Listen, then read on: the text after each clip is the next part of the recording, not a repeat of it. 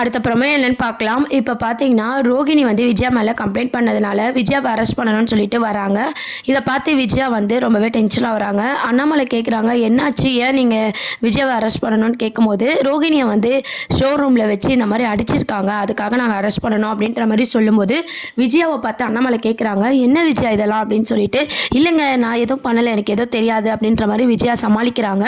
அப்ப பார்த்தீங்கன்னா, மனோஜ பார்த்து அண்ணாமலை கேட்குறாரு, "என்னடா ஆச்சு? என்ன நடக்குது?" அப்படின்னு சொல்லி கேட்கும்போது, இல்லப்பா அவ இது மாரி பொய்யான சாமியாரை வர வச்சு மீனாவை இப்படி பண்ணதுனால ஷோரூமில் கூப்பிட்டு நானும் அம்மாவும் லைட்டாக தான் அடித்தோம் அப்படின்ற மாதிரி சொல்கிறாரு. இதை கேட்டு அண்ணாமலை ரொம்பவே கோவப்படுறாங்க. ஒரு பொண்ணை எப்படி நீங்கள் இப்படிலாம் பண்ணலாம்? இதெல்லாம் தப்பு இல்லையா? பண்ணிவிட்டு ஒன்றும் தெரியாத மாதிரி வேற நடிக்கிறியான்னு சொல்லி விஜயா மேலே கோவப்படுறாங்க. உடனே அங்கே வந்து ஆஃபீஸர்ஸ்லாம் பார்த்தீங்கன்னா மீனாவை பார்த்து கேட்குறாங்க, என்னம்மா உங்கள் அம்மா இப்படி தான் கொடுமை பண்ணுறாங்களா உங்கள் மாமியார்? நீ சொல்லு, உங்கள் மாமியார் கொடுமை பண்ணால் நீயும் சொல்லு, சாகிற வரைக்கும் வெளியே வராமல் பண்ணிக்கலாம் நம்ம, நீ பயப்படாத அப்படின்ற மாதிரி மீனாவை பார்த்து கேட்குறாங்க. உடனே மீனா என்ன சொல்கிறாங்கன்னா, ஐயோ அப்படிலாம் இல்லை, எங்கள் அத்தை எங்கள் அம்மா மாதிரி என்னை பார்த்துப்பாங்க அப்படின்ற மாதிரி மீனா பார்த்திங்கன்னா விஜயாவை விட்டு கொடுக்காம பேசிகிட்டு இருக்காங்க. அப்புறம் பார்த்திங்கன்னா நம்ம மனோஜையும் நம்ம விஜயாவையும் பார்த்து நம்ம அண்ணாமலை வந்து முறைக்கிறாரு. அதுக்கப்புறம் விஜயாவை அரெஸ்ட் பண்ணணும் வாங்க ஸ்டேஷனுக்குன்னு சொல்லி கூப்பிடும்போது பார்த்திங்கன்னா விஜயா வந்து கதறாங்க, ஏங்க கொஞ்சம் சொல்லுங்கள் எடுத்து அப்படின்ற மாதிரி அண்ணாமலை கிட்ட சொல்கிறாங்க. நீ பண்ணி வச்சிருக்க வேலை எனக்கு அசிங்கமாக தான் இருக்குது, என்ன பண்ண முடியும், நீ அவங்க கூடயே போ, அப்போ தான் உனக்குலாம் புத்தி வரும் அப்படின்ற மாதிரி அண்ணாமலை வந்து கோவமாக பேசிடுறாரு. விஜயாவையும் கூட்டிகிட்டு போயிடுறாங்க. விஜயா வந்து அழுதுகிட்டே போகிறாங்க. மனோஜை பார்த்திங்கன்னா பின்னாடி போயிட்டே இருக்காங்க. அதுக்கப்புறம் பார்த்திங்கன்னா அண்ணாமலை வந்து கிளம்புறாரு. என்ன பண்ணுறது, நான் கட்டிட்டேனே, இத்தனை வருஷம் வாழ்ந்துட்டேனே, என் மானம் தானே போகுது, நான் போய் அவளை எதனா பண்ண முடியுதுன்னு பார்க்குறேன் அப்படின்ற மாதிரி கிளம்புறாரு. உடனே முத்து மீனா பார்த்தீங்கன்னா, இருங்க நாங்களே போகிறோம் அப்படின்ற மாதிரி சொல்கிறாங்க. இல்லை முத்து நான் போயிட்டு வரேன் அப்படின்ற மாதிரி அண்ணாமலை சொல்கிறாரு. அப்போ பார்த்தீங்கன்னா, இல்லைப்பா எனக்கும் அம்மா தானே, நான் பார்த்துக்கிறேன்ப்பா, நீ ரெஸ்ட் எடுப்பா, உனக்கே உடம்பு சரியில்லை, நீ அங்கெல்லாம் வந்து அலையாதப்பா அப்படின்ற மாதிரி சொல்கிறாரு. அது மட்டும் இல்லாமல் நீ ஆல்ரெடி போலீஸ் ஸ்டேஷனுக்குலாம் வந்திருக்கப்பா எனக்காக, அதனால் நான் பார்த்துக்கிறேன்ப்பா, நீ வீட்டிலே இருந்து ரெஸ்ட் எடுப்பா அப்படின்ற மாதிரி முத்து சொல்லிவிட்டு முத்து மீனாவும் கிளம்பி போகிறாங்க. அந்த வக்கீலை தான் போய் பார்க்க போகிறாங்க. முத்து மீனா இந்த மாதிரி ரோகிணி கம்ப்ளைண்ட் கொடுத்து இந்த மாதிரி ஆச்சுன்னு சொல்லி முத்து மீனா பார்த்தீங்கன்னா விஜயாவை வெளியெடுக்கிறதுக்காக அந்த வக்கீலை போய் பார்க்குறாங்க. அப்போ அந்த வக்கீல் என்ன சொல்கிறாங்கன்னா, கோர்ட்டில் இந்த மாதிரி கேஸ் நடந்துட்டு இருக்கும்போது உங்கள் அம்மா ஏன் இந்த தேவையில்லாத வேலையெல்லாம் பண்ணிட்டு இருந்தாங்க, கொஞ்சம் கூட அவங்களுக்குலாம் யோசனையே இருக்காதான்னு சொல்லி விஜயாவை கண்டபடி திட்டி விட்டுறாங்க.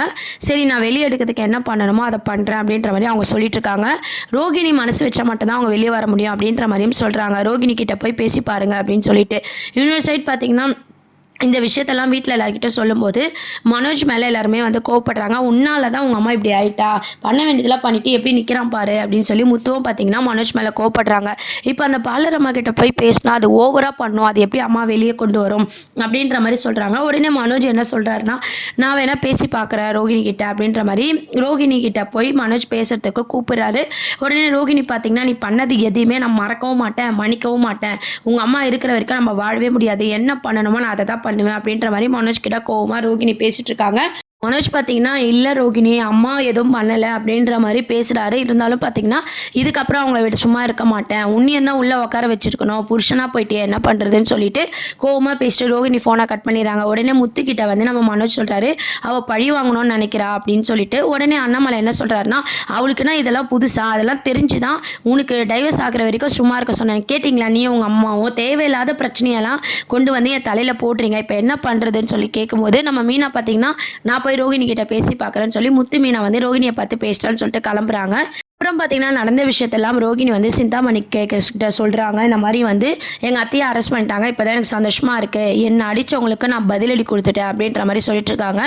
இதை கேட்ட சிந்தாமணி வந்து ரொம்பவே சந்தோஷப்படுறாங்க. அப்புறம் சிந்தாமணி அவங்க ஆளுங்க கிட்ட சொல்லிட்டு இருக்காங்க, இதுக்கு தான் நான் ரோகிணியை என் பக்கத்தில் வச்சுருக்கேன், இதுவே நான் பண்ணியிருந்தேன்னா ஈஸியாக மாட்டியிருப்பேன், இவளை வச்சே என் பிளான் ஒன்றுத்தையும் நான் நடத்த போகிறேன், இது எல்லாத்துக்குமே அந்த வீடு தான், அந்த வீடு மட்டும் என் கைக்குள்ளே வந்துருச்சுன்னா நான் நினச்சதை நான் சாதிச்சிடுவேன், அந்த வீட்டுக்காக தான் நான் இவ்வளவும் பண்ணுறேன் அப்படின்ற மாதிரி சிந்தாமணி ரொம்ப சந்தோஷமாக பேசிட்டு இருக்காங்க. கூட இருக்கவங்க என்ன கேட்குறாங்கன்னா, இவங்களை அரெஸ்ட் பண்ணதுக்கும் அந்த வீடு எப்படி நம்ம கிட்ட வரும் அப்படின்ற மாதிரி கேட்குறாங்க.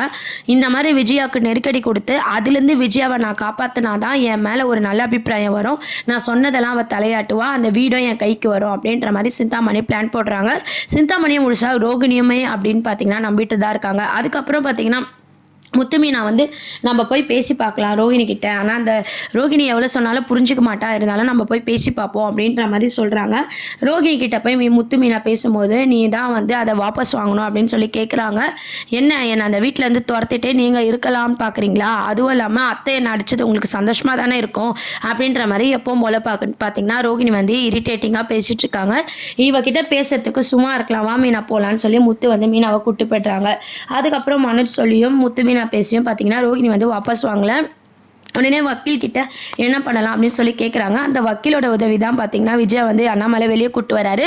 கூட்டின்னு வந்ததுக்கப்புறம் விஜயாவை வெளுன்னு வெளுக்கிறாரு, செம்மையாக திட்டுறாரு. மனோஜும் விஜயாவும் சேர்த்து இதுக்கப்புறம் எனக்கு தெரியாமல் நீங்கள் எதனா வேலை பண்ணிங்கன்னா ஒன்று 2 பேருமே இந்த வீட்டில் இருக்க முடியாது அப்படின்னு சொல்லி அண்ணாமலை வந்து கத்துறாரு. அதுக்கப்புறம் வந்து மனோஜும் நம்ம விஜயாவும் என்ன யோசிக்கிறாங்கன்னா, இதுக்கே இவங்க இப்படி பண்ணுறாங்களே, இந்த வீட்டு பத்திரம் வேற நம்ம வச்சது தெரிஞ்சால் என்னெல்லாம் பண்ண போகிறாங்களோ அப்படின்னு சொல்லி 2 பேரும் யோசிச்சுட்டு இருக்காங்க. இதெல்லாம் தான் அடுத்த அப்கமிங் ப்ரோமோவாக இருக்குது. இதை பற்றி நீங்கள் என்ன நினைக்கிறீங்க அப்படின்றத கீழே கமெண்ட் செக்ஷன் சொல்லி சேனலை மறக்காமல் சப்ஸ்கிரைப் பண்ணுங்கள். தேங்க்யூ.